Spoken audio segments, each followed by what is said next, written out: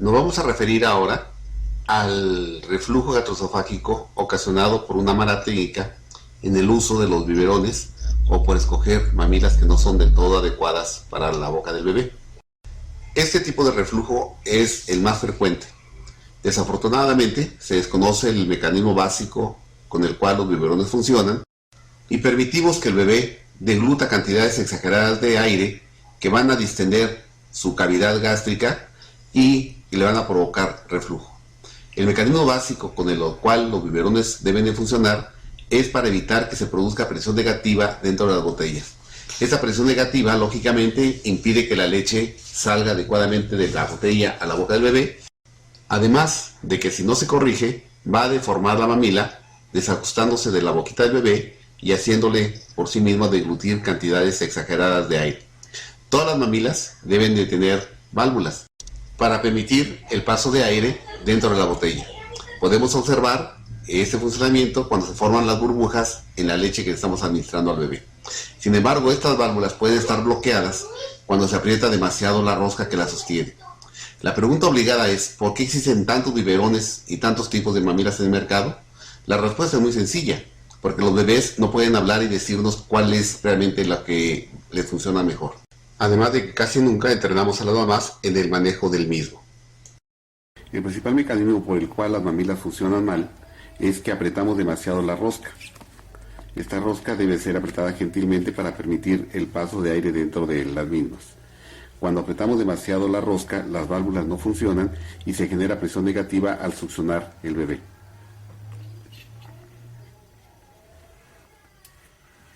Esta presión negativa deforma la mamila,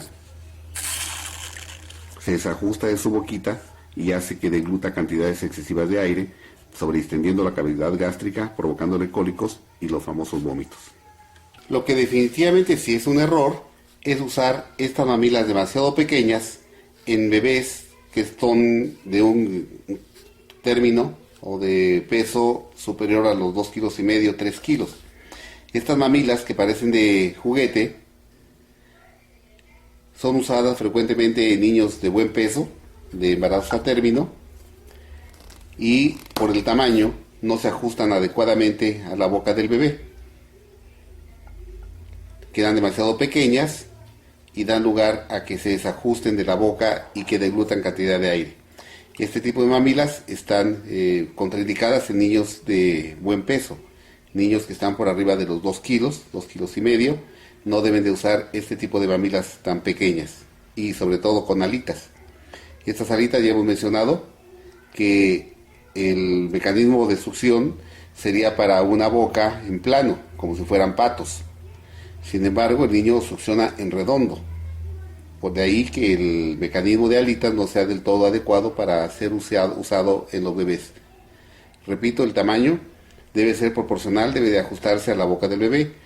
Es preferible usar los biberones grandes, redondos, sin alitas, para alimentar a los bebés de buen peso.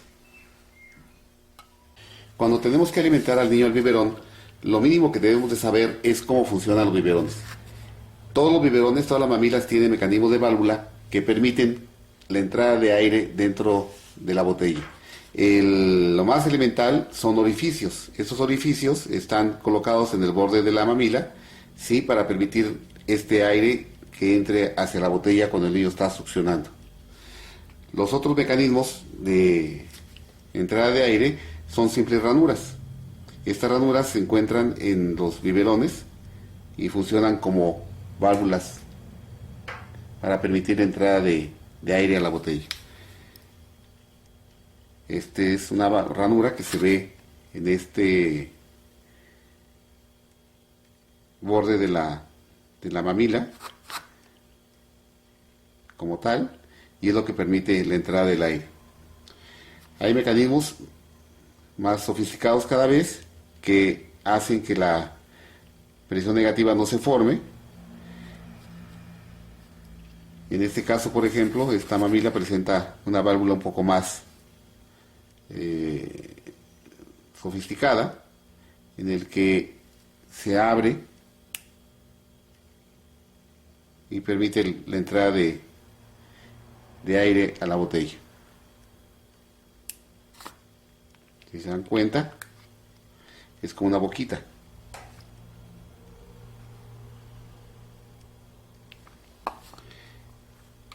Todos los fabricantes recurren a estos mecanismos valvulares, ¿sí?, que mayor o menor grado funcionan más adecuadamente unas que otras. Y esto tiene como base fundamental que no se haga la presión negativa dentro de las mamilas. Esta es una válvula de cuña. Ahí se ve la ranura con la que se permite la entrada de aire. Vemos también esta, por ejemplo, que está más sofisticada todavía, ¿sí?, que también es como una boquita que permite el paso del aire. Y así nos vamos hasta las más complicadas, en las que se han hecho mecanismos con los que supuestamente se va a impedir que se haga esa presión negativa, y ponemos al bebé a succionar en mamilas que son muy complicadas para su manejo para las mamás, sobre todo las mamás primerizas. Estas mamilas requieren un aseo muy particular, vienen provistas con sus mecanismos para poder limpiar el mecanismo que va a funcionar como válvula y que va a impedir supuestamente que el niño succione demasiada cantidad, más bien degluta cantidades exageradas de aire. Creo, sin embargo, que estas mamilas son demasiado complicadas, repito, sobre todo para las mamás primerizas, que van a tener problema importante en su manejo.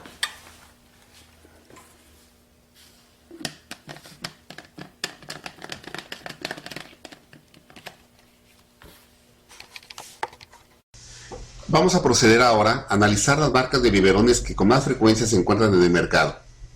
La pregunta obligada de las mamás que se enfrentan a esta gran disyuntiva es ¿por qué hay tanta variedad y por qué hay tantas diferencias entre una y otra? Es obvio que ningún biberón va a sustituir en funcionamiento al seno materno, pero todos tratan de imitarlo en mayor o menor grado. Y como los bebés no hablan para poder expresar sus preferencias, cada fabricante trata de ofrecer innovaciones que aseguren su buen funcionamiento. Sin embargo, en la práctica, dichas innovaciones no van a la par de las necesidades prácticas y los recursos económicos de las familias de la clase media mexicana. La regla de oro parecería ser entonces que el biberón debe ser simple, seguro, fácil de lavar, de conservar, de mantener y sobre todo que se adapte adecuadamente a la boca del bebé. Aquí demostramos cómo el bebé succiona más en firme. Tiene un plano de succión mucho más adecuado en el que su boquita se adapta mejor al biberón y succiona más firmemente. Esta mamila es la mamila Evenflo comercial, que representa en costo la 10ª parte de lo que cuestan las mamilas caras, que funciona perfectamente siempre y cuando no apretemos demasiado la rosca. Pasamos a hacer el mismo ejercicio con la mamila moderna, las mamilas de cuello ancho, pero que tiene la limitante que el bebé succiona solamente la punta. Vemos que hay cierto grado de dificultad para que el niño tenga ese plano de succión que le permita sacar la leche más firmemente. Esto posiblemente influya en que el niño degluta cantidades mayores de aire, que se distiende a la cavidad gástrica y que vomite con más frecuencia. Posiblemente su beneficio sea demostrado con un estudio más exhaustivo del mecanismo de deglución. Sin embargo, sigo insistiendo que la base de la succión firme es lo que nos va a evitar los vómitos. Vamos a proceder ahora a analizar el funcionamiento de determinadas mamilas que son de uso común y que se encuentran en el mercado para alimentar a los bebés. Estas mamilas obviamente van en orden de costo, de la mamila tradicional, barata, comercial, que se puede encontrar en cualquier parte, mamilas un poco más caras pero que tienen el mismo funcionamiento con el biberón amplio, biberón grande que se adapta más a la boca del bebé. Esta mamila también que tiene el mismo funcionamiento con el biberón grande que se adapta a la boquita. Estas que ya representan un poco más de avance por la facilidad de tener la boca ancha la botella y tener más facilidad para colocar el polvo dentro de la misma. Esas mamilas que tienen esa característica del cuello ancho de la botella, pero que tienen la limitante de que el bebé va a succionar solamente en la puntita, no va a tener un plano de succión adecuado. Y de ahí hasta las mamilas complicadas en su mantenimiento, en su limpieza, para tratar de evitar que el niño degluta cantidades importantes de aire y que están también disponibles en el mercado, pero que son bastante complejas, bastante caras y que comparativamente, como lo vamos a ver en la demostración siguiente, podemos alimentar perfectamente a un bebé con una mamila comercial, una mamila relativamente barata, siempre y cuando no apretemos demasiado la rosca. La idea es de que todas las mamilas permitan el paso de aire dentro de la botella, que no se produzca esa presión negativa que deforme los biberones y que se desajuste la boca del bebé. Aquí se demuestra una vez más el funcionamiento adecuado, el funcionamiento perfecto de una mamila barata, relativamente de uso cotidiano, de mucho tiempo atrás, y que funciona adecuadamente dejando pasar el aire dentro de la botella, siempre y cuando la torsión con la que apretemos esta rosca y fijemos la mamila a la botella no sea muy fuerte. Vean ustedes la formación de burbujas, cómo es continua, adecuada y acorde a la succión del bebé. Vamos a provocar presión negativa en nuestra mamila comercial. Esta presión negativa la voy a producir succionando con una jeringa y vemos cómo funciona la mamila. Ahí está la entrada de aire dentro de la botella, ¿sí? Al producirse la succión en este caso, de la jeringa, pero equivalente a la succión del bebé. Esta misma mamila, si yo aprieto demasiado la rosca, vuelvo a hacer esta presión negativa y veo que no entran burbujas. Esto va a conformar que el niño haga cada vez más succión y que se deforme la mamila como tal, se desajuste su boquita y trague aire. Entonces, ¿qué tenemos que hacer con estas mamilas comerciales, mamilas baratas? Aflojar un poco más la rosca, apretarla al primer contacto, para que cuando el niño succione, veamos que hay aire dentro de la botella. O sea que se permite el paso de aire dentro de la misma.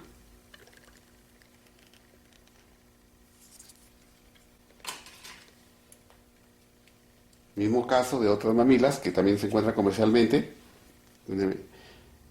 Colocamos nuestro succionador y vamos a generar presión negativa emulando al bebé. Hago presión negativa y ahí está la entrada de aire a la botella. Están funcionando perfectamente sus válvulas. ¿Sí? Vamos a repetir la maniobra, pero esta vez apretando la rosca. Aprieto la rosca, hago presión negativa succionando y vemos que ya no se forman burbujas o se forman muy pequeñas. Esto habla que también tienen esa limitante, como la mamila anterior, de no apretar demasiado la rosca para que sus válvulas funcionen adecuadamente. Aflojo un poco la rosca, vuelvo a producir la succión y ahí está el paso de aire dentro de la botella.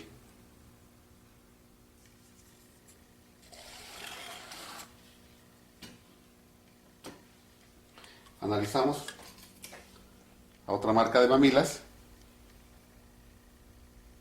con las mismas características. Introduzco mi succionador, hago la presión negativa y ahí está el paso de burbujas inmediato a la botella. Es una mamila que funciona perfectamente, ¿sí? Y que no nos va a producir presión negativa en la mamila. ¿Qué pasa si aprieto demasiado el aro? Aprieto fuerte el aro y las válvulas siguen funcionando, pero con cierto grado de dificultad. Es una mamila que en cierta forma asegura el paso del aire a la botella a pesar de estar cerrada con fuerza.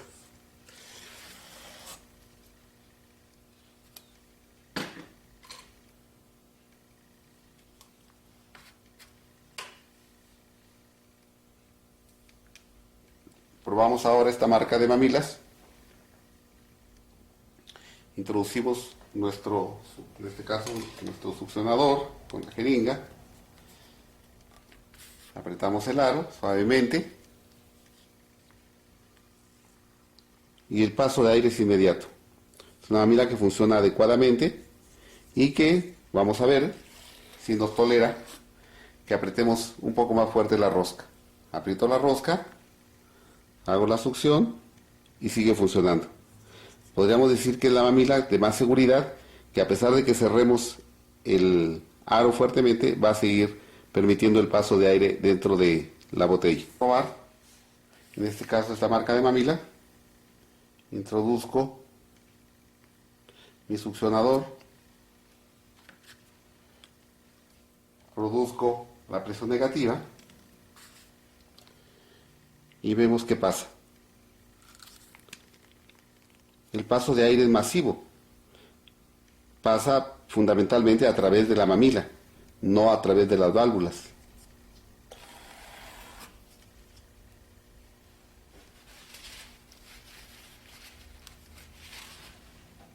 Repito la operación.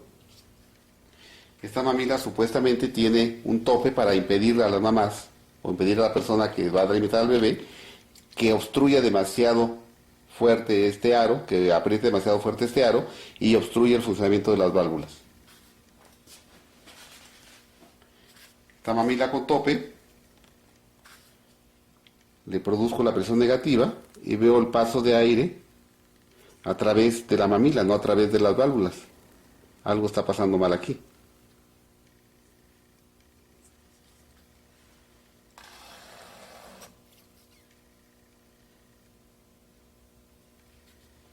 Repito la maniobra. Posiblemente el agujero, el orificio de salida sea muy amplio.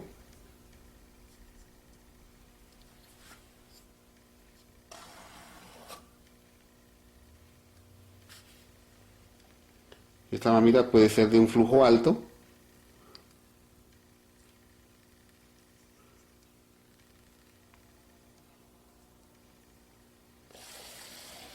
y no funciona adecuadamente.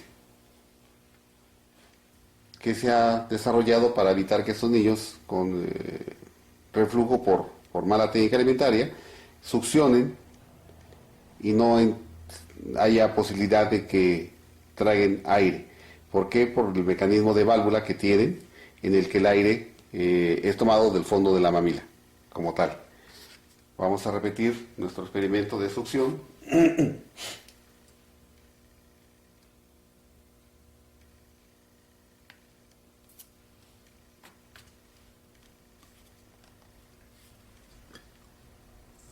Y vemos que en esta mamila no hay formación de burbujas. En esta mamila el aire se toma del fondo de la botella como tal y el bebé no tendría supuestamente posibilidades para deglutir aire. Sin embargo, al igual que la otra mamila que habíamos comentado, tendría la limitante de que el bebé succiona solamente en la puntita, no succiona toda la mamila como tal. Esto puede ser una limitante para que la mamila se ajuste realmente a su boca y el niño tenga un buen plano de succión para sacar la leche con facilidad. Les repito, estas mamilas, en las que el bebé succiona solamente en la punta, en la práctica yo he observado que no son del todo adecuadas.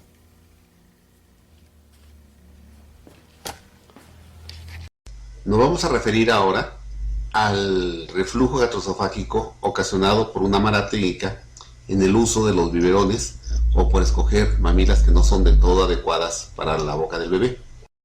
Este tipo de reflujo es el más frecuente. Desafortunadamente se desconoce el mecanismo básico con el cual los biberones funcionan y permitimos que el bebé degluta cantidades exageradas de aire que van a distender su cavidad gástrica y le van a provocar reflujo. El mecanismo básico con el cual los biberones deben de funcionar es para evitar que se produzca presión negativa dentro de las botellas. Esta presión negativa, lógicamente, impide que la leche salga adecuadamente de la botella a la boca del bebé, además de que si no se corrige, va a deformar la mamila, desajustándose de la boquita del bebé y haciéndole por sí mismo deglutir cantidades exageradas de aire. Todas las mamilas deben de tener válvulas para permitir el paso de aire dentro de la botella. Podemos observar este funcionamiento cuando se forman las burbujas en la leche que le estamos administrando al bebé. Sin embargo, estas válvulas pueden estar bloqueadas cuando se aprieta demasiado la rosca que la sostiene. La pregunta obligada es, ¿por qué existen tantos biberones y tantos tipos de mamilas en el mercado? La respuesta es muy sencilla, porque los bebés no pueden hablar y decirnos cuál es realmente la que les funciona mejor. Además de que casi nunca entrenamos a las mamás en el manejo del mismo. El principal mecanismo por el cual las mamilas funcionan mal es que apretamos demasiado la rosca. Esta rosca debe ser apretada gentilmente para permitir el paso de aire dentro de las mismas. Cuando apretamos demasiado la rosca, las válvulas no funcionan y se genera presión negativa al succionar el bebé.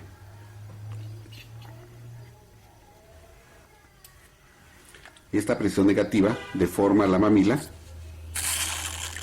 se desajusta de su boquita y hace que degluta cantidades excesivas de aire, sobreextendiendo la cavidad gástrica, provocándole cólicos y los famosos vómitos.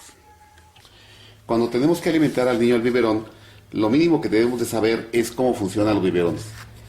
Todos los biberones, todas las mamilas tienen mecanismos de válvula que permiten la entrada de aire dentro de la botella. Lo más elemental son orificios. Estos orificios están colocados en el borde de la mamila, ¿sí?, para permitir este aire que entre hacia la botella cuando el niño está succionando. Los otros mecanismos de entrada de aire son simples ranuras. Estas ranuras se encuentran en los biberones y funcionan como válvulas para permitir la entrada de aire a la botella. Esta es una ranura que se ve en este borde de la mamila como tal, y es lo que permite la entrada del aire. Hay mecanismos más sofisticados cada vez que hacen que la presión negativa no se forme. En este caso, por ejemplo, esta mamila presenta una válvula un poco más sofisticada, en el que se abre y permite la entrada de aire a la botella. Si se dan cuenta, es como una boquita.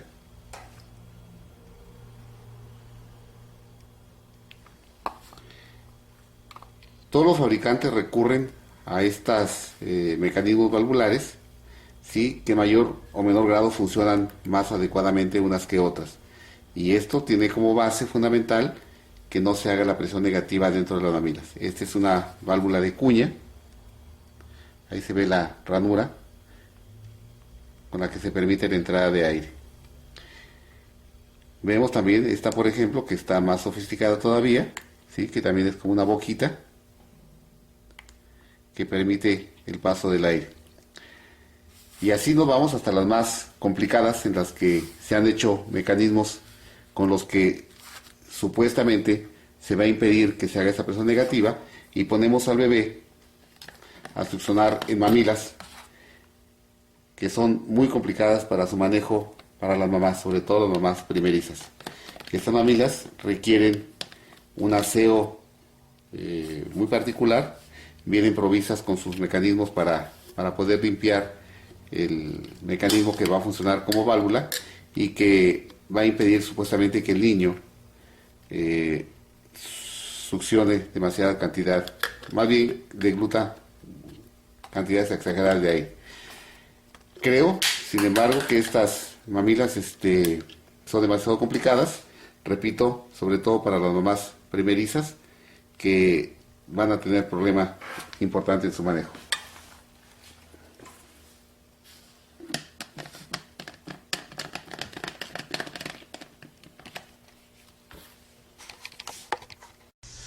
Vamos a proceder ahora a analizar las marcas de biberones que con más frecuencia se encuentran en el mercado. La pregunta obligada de las mamás que se enfrentan a esta gran disyuntiva es ¿por qué hay tanta variedad y por qué hay tantas diferencias entre una y otra? Es obvio que ningún biberón va a sustituir en funcionamiento al seno materno, pero todos tratan de imitarlo en mayor o menor grado. Y como los bebés no hablan para poder expresar sus preferencias, cada fabricante trata de ofrecer innovaciones que aseguren su buen funcionamiento. Sin embargo, en la práctica, dichas innovaciones no van a la par de las necesidades prácticas y los recursos económicos de las familias de la clase media mexicana. La regla de oro parecería ser entonces que el biberón debe ser simple, seguro, fácil de lavar, de conservar, de mantener y sobre todo que se adapte adecuadamente a la boca del bebé. Aquí demostramos cómo el bebé succiona más en firme. Tiene un plano de succión mucho más adecuado en el que su boquita se adapta mejor al biberón y succiona más firmemente.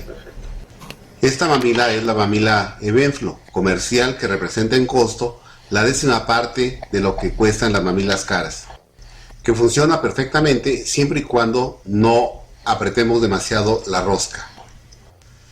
Pasamos a hacer el mismo ejercicio con la mamila moderna, las mamilas de cuello ancho, pero que tiene la limitante que el bebé succiona solamente la punta. Vemos que hay cierto grado de dificultad para que el niño tenga ese plano de succión que le permita sacar la leche más firmemente. Esto posiblemente influya en que el niño degluta cantidades mayores de aire, que se distiende a la cavidad gástrica y que vomite con más frecuencia. Posiblemente su beneficio sea demostrado con un estudio más exhaustivo del mecanismo de deglución. Sin embargo, sigo insistiendo que la base de la succión firme es lo que nos va a evitar los vómitos. Vamos a proceder ahora a analizar el funcionamiento de determinadas mamilas que son de uso común y que se encuentran en el mercado para alimentar a los bebés. Estas mamilas obviamente van en orden de costo, de la mamila tradicional, barata, comercial, que se puede encontrar en cualquier parte, mamilas un poco más caras pero que tienen el mismo funcionamiento con el biberón amplio, biberón grande que se adapta más a la boca del bebé. Esta mamila también que tiene el mismo funcionamiento con el biberón grande que se adapta a la boquita. Estas que ya representan un poco más de avance por la facilidad de tener la boca ancha la botella y tener más facilidad para colocar el polvo dentro de la misma. Mamilas que tienen esa característica del cuello ancho de la botella, pero que tienen la limitante de que el bebé va a succionar solamente en la puntita, no va a tener un plano de succión adecuado. Y de ahí hasta las mamilas complicadas en su mantenimiento, en su limpieza, para tratar de evitar que el niño degluta cantidades importantes de aire y que están también disponibles en el mercado, pero que son bastante complejas, bastante caras y que comparativamente, como lo vamos a ver en la demostración siguiente, podemos alimentar perfectamente a un bebé con una mamila comercial, una mamila relativamente barata, siempre y cuando no apretemos demasiado la rosca. La idea es de que todas las mamilas permitan el paso de aire dentro de la botella, que no se produzca esa presión negativa que deforme los biberones y que se desajuste la boca del bebé. Aquí se demuestra una vez más el funcionamiento adecuado, el funcionamiento perfecto de una mamila barata, relativamente de uso cotidiano, de mucho tiempo atrás, y que funciona adecuadamente dejando pasar el aire dentro de la botella, siempre y cuando la torsión con la que apretemos esta rosca y fijemos la mamila a la botella no sea muy fuerte. Vean ustedes la formación de burbujas, cómo es continua, adecuada y acorde a la succión del bebé. Vamos a proceder ahora a analizar el funcionamiento de determinadas mamilas que son de uso común y que se encuentran en el mercado para alimentar a los bebés. Estas mamilas obviamente van en orden de costo, de la mamila tradicional, barata, comercial, que se puede encontrar en cualquier parte, mamilas un poco más caras pero que tienen el mismo funcionamiento con el biberón amplio, biberón grande que se adapta más a la boca del bebé. Esta mamila también que tiene el mismo funcionamiento con el biberón grande que se adapta a la boquita. Estas que ya representan un poco más de avance por la facilidad de tener la boca ancha la botella y tener más facilidad para colocar el polvo dentro de la misma. Mamilas que tienen esa característica del cuello ancho de la botella, pero que tiene la limitante de que el bebé va a succionar solamente en la puntita, no va a tener un plano de succión adecuado. Y de ahí hasta las mamilas complicadas en su mantenimiento, en su limpieza, para tratar de evitar que el niño degluta cantidades importantes de aire y que están también disponibles en el mercado, pero que son bastante complejas, bastante caras y que comparativamente, como lo vamos a ver en la demostración siguiente, podemos alimentar perfectamente a un bebé con una mamila comercial, una mamila relativamente barata, siempre y cuando no apretemos demasiado la rosca. La idea es de que todas las mamilas permitan el paso de aire dentro de la botella, que no se produzca esa presión negativa que deforme los biberones y que se desajuste la boca del bebé. Vamos a provocar presión negativa en nuestra mamila comercial. Esta presión negativa la voy a producir succionando con una jeringa y vemos cómo funciona la mamila. Ahí está la entrada de aire dentro de la botella, ¿sí? Al producirse la succión en este caso, de la jeringa, pero equivalente a la succión del bebé. Esta misma mamila, si yo aprieto demasiado la rosca, vuelvo a hacer esta presión negativa y veo que no entran burbujas. Esto va a conformar que el niño haga cada vez más succión y que se deforme la mamila como tal, se desajuste su boquita y trague aire. Entonces, ¿qué tenemos que hacer con estas mamilas comerciales, mamilas baratas? Aflojar un poco más la rosca, apretarla al primer contacto, para que cuando el niño succione, veamos que hay aire dentro de la botella. O sea que se permite el paso de aire dentro de la misma.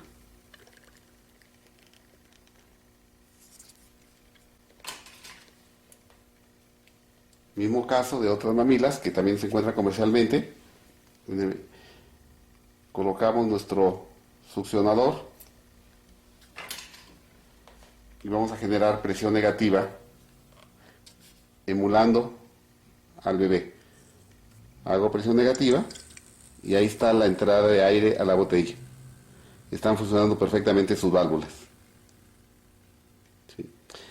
Vamos a repetir la maniobra, pero esta vez apretando la rosca. Aprieto la rosca, hago presión negativa succionando y vemos que ya no se forman burbujas o se forman muy pequeñas. Esto habla que también tienen esa limitante, como la mamila anterior, de no apretar demasiado la rosca para que su válvula funcione adecuadamente. Aflojo un poco la rosca, vuelvo a producir la succión y ahí está el paso de aire dentro de la botella.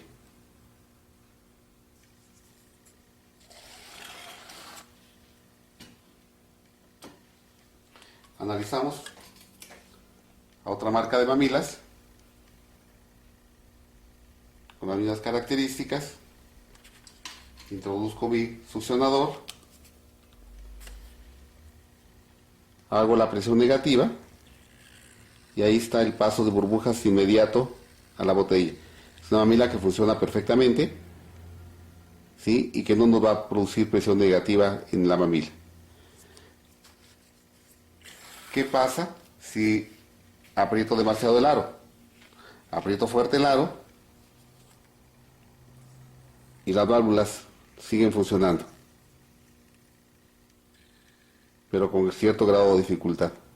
Es una mamila que en cierta forma asegura el paso del aire a la botella a pesar de estar cerrada con fuerza.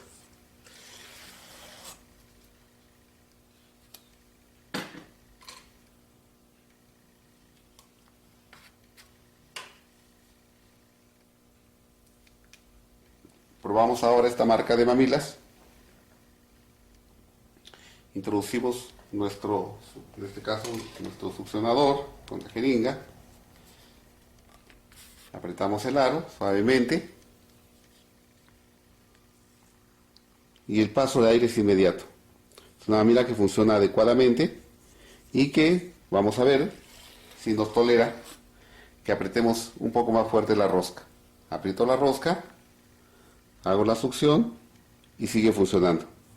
Podríamos decir que es la mamila de más seguridad, que a pesar de que cerremos el aro fuertemente, va a seguir permitiendo el paso de aire dentro de la botella. Probar, en este caso esta marca de mamila, introduzco mi succionador, produzco la presión negativa y vemos qué pasa.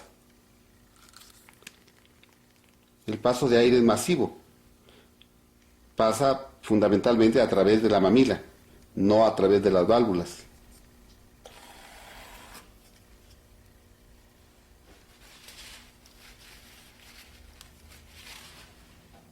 Repito la operación.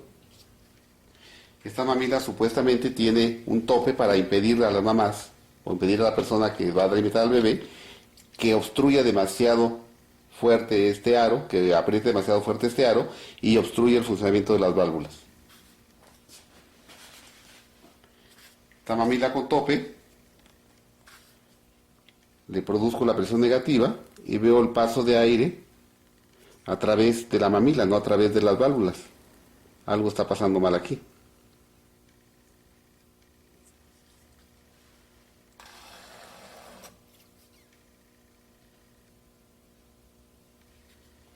Repito la maniobra.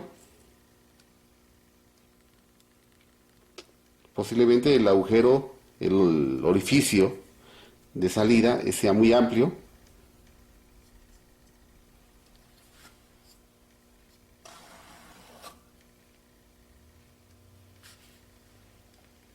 Esta mamila puede ser de un flujo alto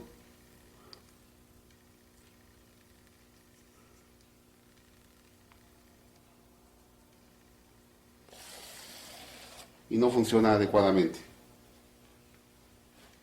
Que se ha desarrollado para evitar que estos niños con reflujo por mala técnica alimentaria succionen y no haya posibilidad de que traguen aire. ¿Por qué? Por el mecanismo de válvula que tienen, en el que el aire es tomado del fondo de la mamila, como tal. Vamos a repetir nuestro experimento de succión.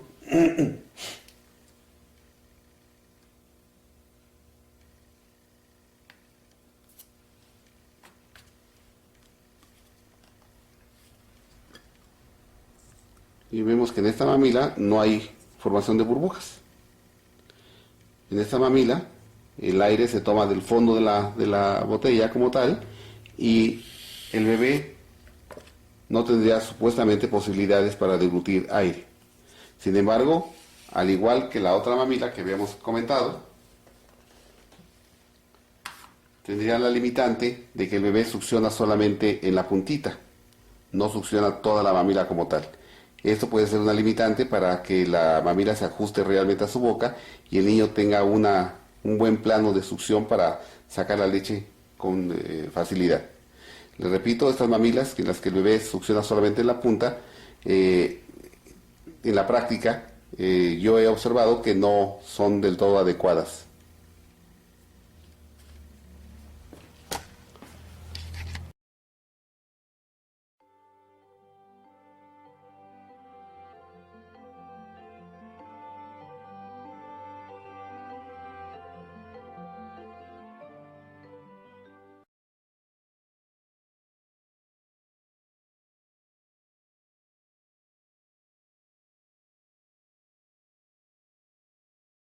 El reflujo gastroesofágico es un problema muy común en los niños, particularmente en los recién nacidos y durante los primeros meses de su vida extrauterina. Como causas, se han señalado frecuentemente, dentro de las más importantes, la inmadurez del aparato digestivo, debido a que se ha observado con mayor frecuencia en los niños que nacen prematuramente y en aquellos que nacen con bajo peso. También se han señalado como causas importantes a la intolerancia a las proteínas de la leche y a la lactosa, que es un azúcar de la leche como tal. En el transcurso de la siguiente presentación nos vamos a referir a las causas más frecuentemente observadas de reflujo gastroesofágico. Vamos a hacer referencia a la mala técnica alimentaria derivada del uso inadecuado de mamilas, las cuales van a permitir que el niño degluta cantidades importantes de aire que van a distender el esófago, van a distender el esfínter esofágico inferior, van a distender la cámara gástrica y el niño va a presentar una serie de problemas particularmente conocidos como cólicos. Vamos a referir también a la serie esófago gastroduodenal, que es un estudio radiológico que frecuentemente también se solicita a los niños que presentan síntomas muy importantes y que nos va a ayudar a diagnosticar el grado de problema.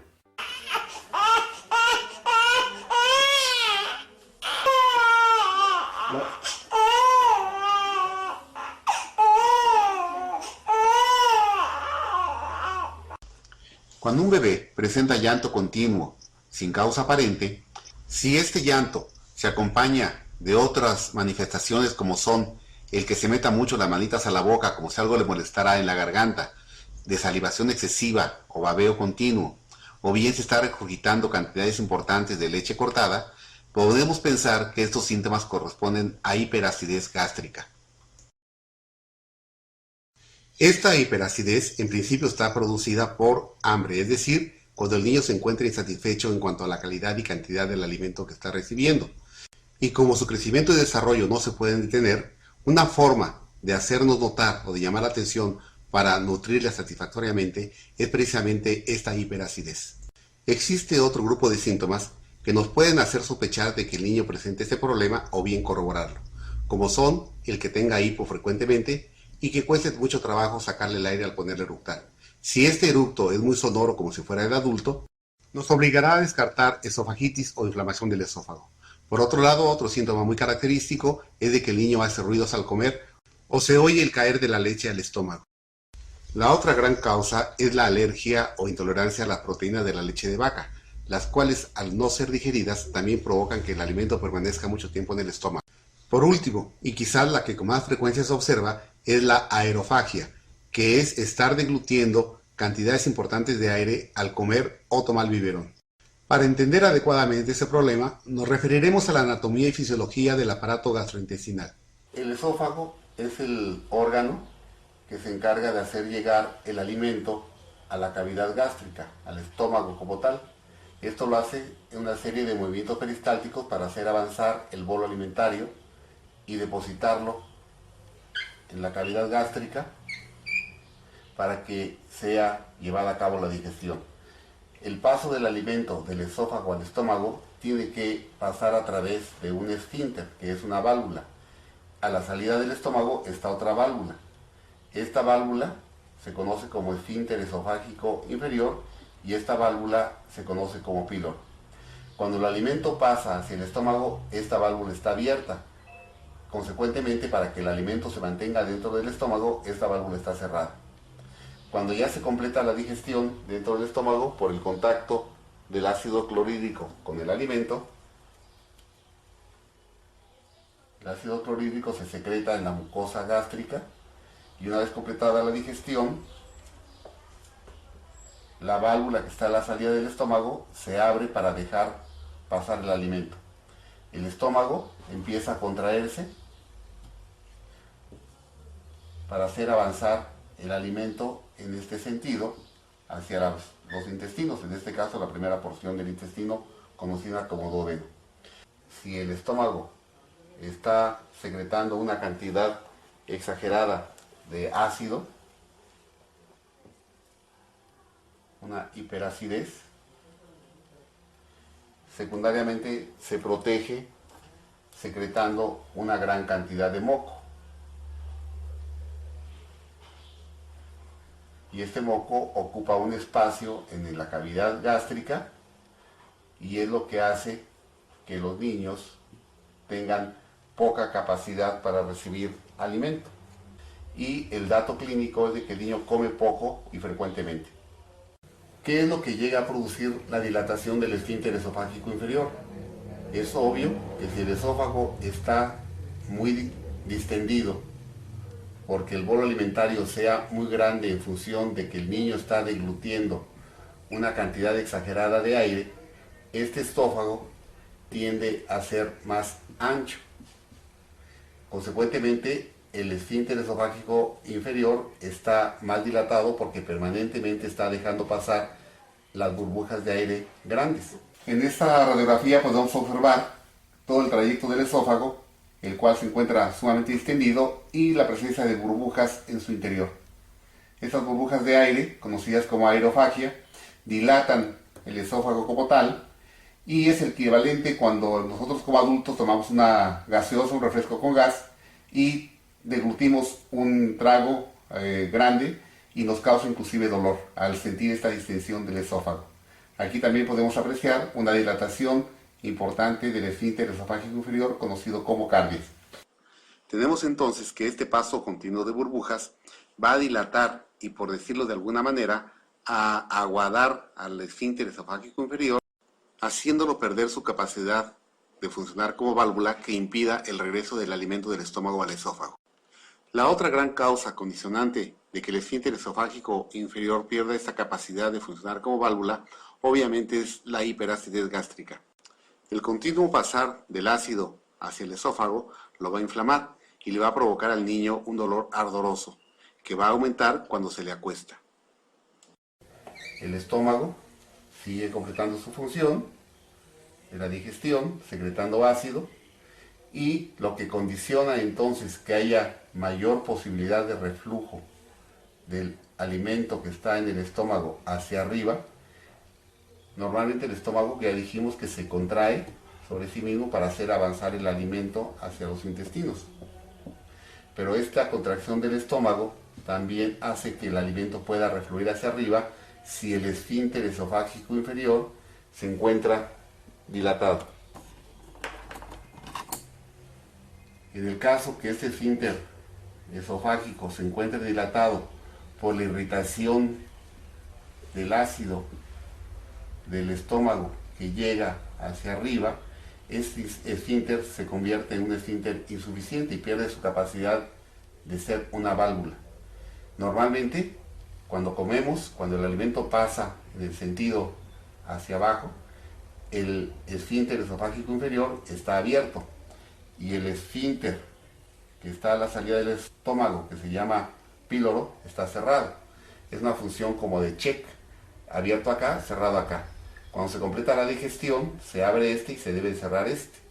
Sin embargo, cuando este esfínter está lesionado por el continuo pasar de ácido hacia arriba y se comporta como una válvula insuficiente, es que tenemos mayor posibilidad de que el alimento esté regresando hacia arriba. Y si el alimento regresa hacia arriba, va a lesionar importantemente las paredes del esófago, porque el esófago no tiene esa capacidad de protección que tiene el estómago, produciendo esa capa de moco, y el ácido le hace mucho daño. Y el niño está con mucho dolor, con mucha inquietud, arqueándose hacia atrás, conocido como la crisis o la posición de Sandiffer, o con dolor al comer. Se retuercen para comer, se arquean para atrás y están con dolor importante y llorando continuamente. Mira cómo se arquea para atrás, completamente arqueado. Ese es el dolor que siente por la acidez.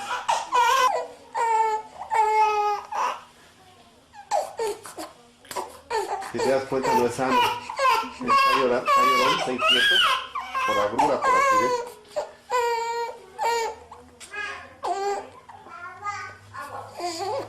Mira, se arquea para atrás. Cada vez que come le duele y se arquea para atrás. Ahorita tomó unos traguitos y ya le calmó el ácido, la agrura.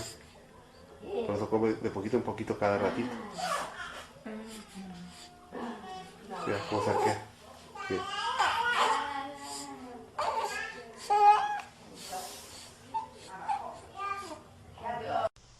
Para poder evaluar la gravedad del problema, ya sea de la hiperacidez gástrica como del reflujo gastroesofágico, nos apoyamos en una serie de estudios, particularmente radiológicos, que van a ser indicados para cada niño en función de sus síntomas. La serie esófago-gastro-duodenal es el estudio más comúnmente solicitado por los pediatras para valorar el reflujo gastroesofágico. Se hace tomar al niño un material de contraste que va a pintar el esófago en todo su trayecto y nos va a definir en la cavidad gástrica el lugar que ocupa. En este caso, toda esta zona es el estómago. Aquí tenemos lo que deglutió el niño y aquí es la parte que ya está pasando en la primera porción del intestino, que es el duodeno, el píloro, y la primera parte del intestino delgado. Si se dan cuenta, es una cavidad gástrica muy dilatada. Esta parte negra es la excesiva cantidad de moco que el estómago produce por esa hiperacidez a la que está sometido. Este tubo dilatado es el esófago, que hace avanzar los alimentos en ondas peristálticas, moviéndose, el bolo alimentario que se origina en la orofaringe, y tiene que pasar por una válvula, que es el esfínter esofágico inferior, también conocido como cardias, y este esfínter se debe de mantener cerrado cuando ya el alimento está en la cavidad gástrica para completar la digestión, y ya que está completada la digestión, se abre el píloro y deja pasar el alimento hacia los intestinos. Con este estudio radiológico sabemos entonces el grado de reflujo que existe, catalogado como leve, moderado o severo, el cual, en su grado más severo, va a condicionar que este material llegue inclusive a pasar a las vías respiratorias, produciendo lo que se conoce como broncoaspiración y poniendo en riesgo la vida del niño. Porque está ya con nosotros el doctor Jesús Sánchez Martos para hablar de algunas cosas que nos pasan después de comer y que muchas veces no sabemos cómo identificar. Quizás le ocurre a usted, siente que hace mala digestión. Pues hoy vamos a hablar de ese problema frecuente, no siempre diagnosticado, la hernia de hiato y, a ver si lo digo bien, el reflujo gastroesofágico.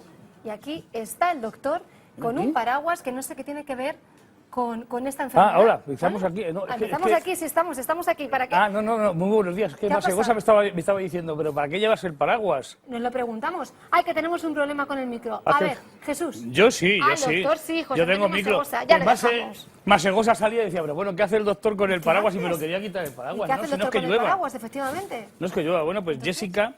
¿Sí? Fíjate, Jessica cuando me veía con el paraguas me dice, oye, ¿no vas a hacer lo de Jim Kelly? Me parece que era, ¿no? Me ha dicho ella. Ahora empiezas a bailar y suena la música.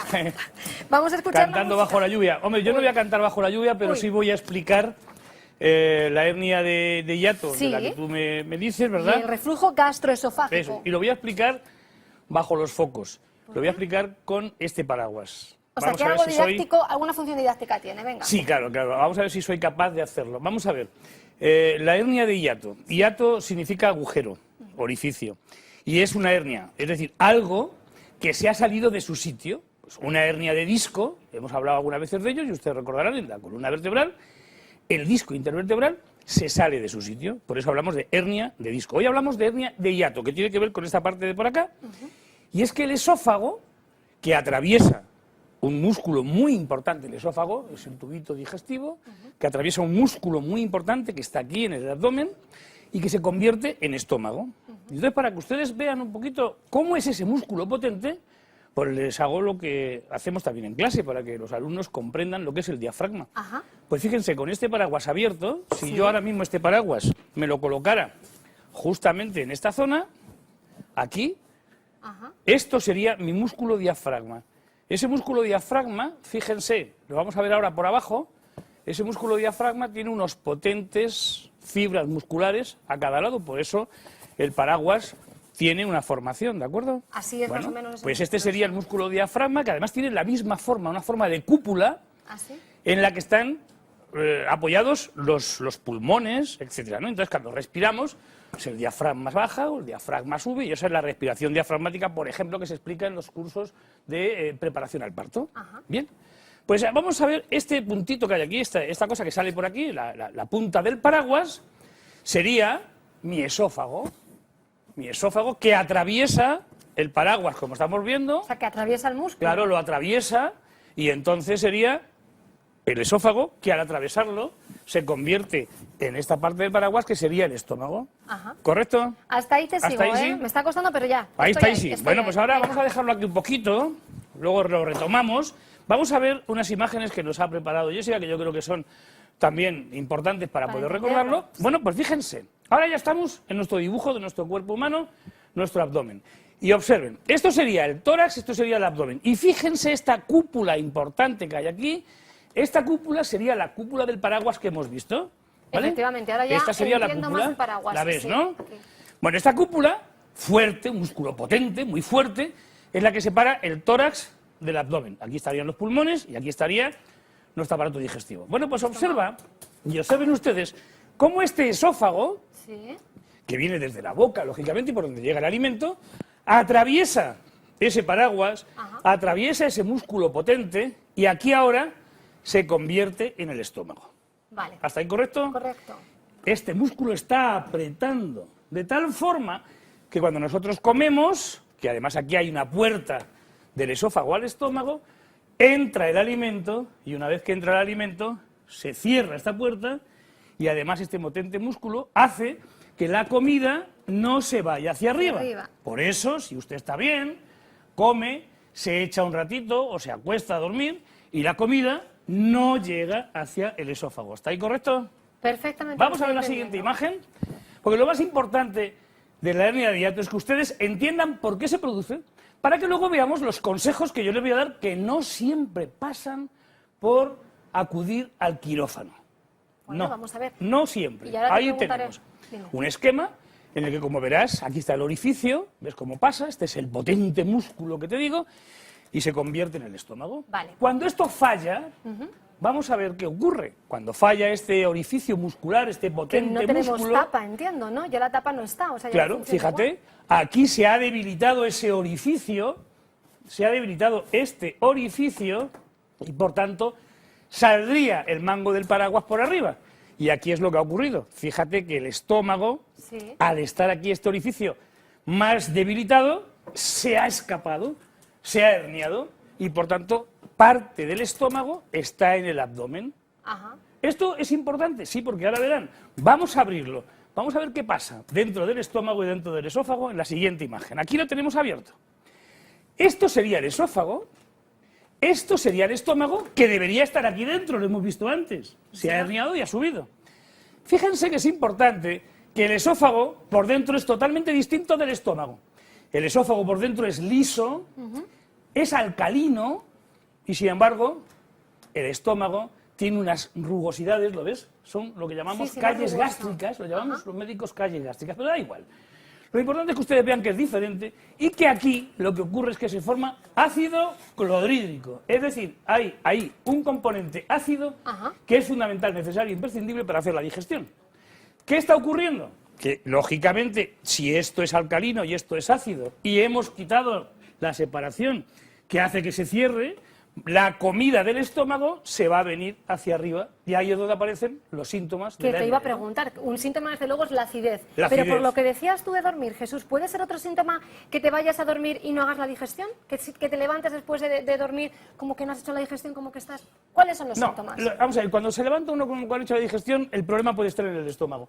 Cuando hay una hernia de hiato, claro que se produce esa acidez, porque ¿Acidez? el ácido llega al esófago y llega incluso hasta el cuello, pero el otro síntoma importante es la regurgitación. Sí, esa sensación. Cuando la gente dice, oye, me he tomado una morcilla La tengo y aquí. qué rico estaba, qué rica estaba y qué rica va a estar.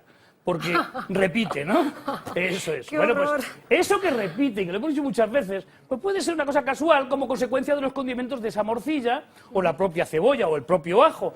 Pero si la comida que tomamos nos viene otra vez a la boca, estamos hablando de una regurgitación. ¿Por qué? Porque esto se ha hecho insuficiente y la comida está pasando aquí. Nosotros vamos a hacer el diagnóstico por la historia que nos cuenta el paciente. Factores de riesgo: sobrepeso, la obesidad, los alimentos ricos en grasa, los fritos, los embutidos, el alcohol, Otra vez, el esos tabaco. son los factores de riesgo. Son los factores de riesgo que van a desencadenar eso. Luego, significa que si nosotros aprendemos hoy qué es la hernia de hiato y cómo se produce, podemos evitarlo perfectamente, y muchísimas personas que nos están viendo ahora que tienen esa hernia de hiato, esta noche van a mejorar su calidad de vida con nuestros consejos. Entonces decías antes, el tratamiento no siempre pasa por un quirófano. ¿El tratamiento Claro. puede ser que adoptemos una vida más saludable?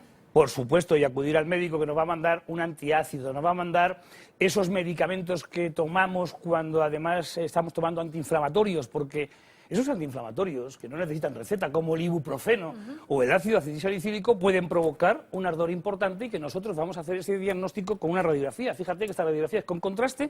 Aquí estaría mi paraguas, esto sería el esófago, esto sería el estómago, que debería estar aquí, pero como este paraguas ha hecho insuficiente, ¡plaf!, se ha escapado y ahí estamos. Por tanto, ¿Cómo lo podemos evitar? Con nuestro panel resumen de hoy. Venga, vamos a ver ese los panel resumen consejos, muy rápido, que con tomemos los todos consejos nota. que yo les voy a dar. Bueno, es más frecuente a partir de los 50 años. Hay que evitar el sobrepeso y la obesidad, no fumar y no beber alcohol, evitar las comidas excitantes y los condimentos, grasas, fritos, Eso embutidos, siempre chocolate, sobra. picantes, especias, evitar las comidas copiosas, no automedicarse con antiinflamatorios y si tienes acidez, por favor, no se acueste recién comido. La siesta no es saludable en este caso porque si tenemos ese inmediato nos va a venir la comida. ¿Y qué podemos hacer por la noche? Esta noche, usted que tiene ese problema hasta que acuda a su médico, levante la cabecera de la cama.